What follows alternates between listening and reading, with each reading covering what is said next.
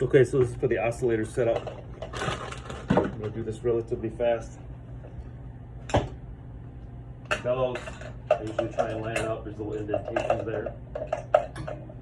And I try and have the line going straight up and down basically. And these will just kind of roll over those indentations. Snap the bottom in place.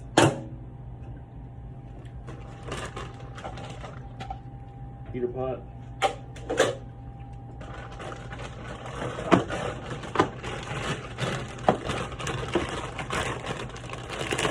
Take your circuit. Make sure it's the 3100A, not B. 3100A circuit. Circuit for the infant oscillator.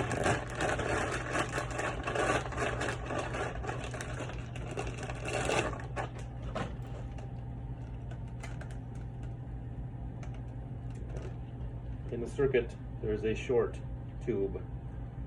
This will take off the 15mm adapter that's apparently super glued on there. Take that off. So it's like this. And that will go on the dry side of the circuit. In the back of it, very back of your oscillator, there's this little adapter here. And that just slides up like that. The rest of your circuit, this piece here, will go on the other side of your heater pot. Here's the tricky part. I always try and line this out so it's straight. That's the way it's going to go under the isolette. So I try and, before I actually attach this to this, I try and line it out so the line, once you get this thing on there, it doesn't really want to come off. So close, and then it's just a matter of kind of working it back on there like that. I'm kind of doing this awkwardly because I'm on the video, but I'm gonna fold this up so I don't drop on the floor.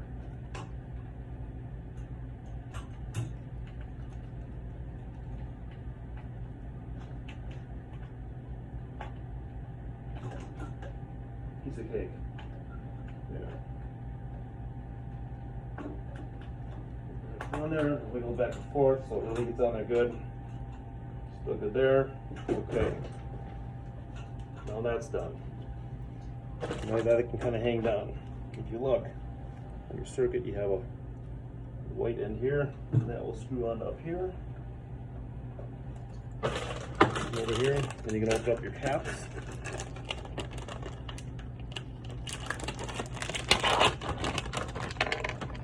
And these just snap down on there. You take a cap, go all the way around, it snaps down. You should hear a snap pretty easily. Third one, snap.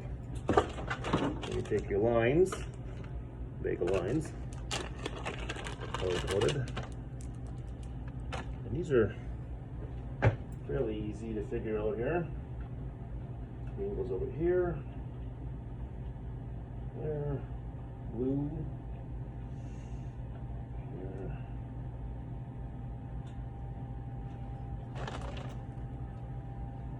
Red.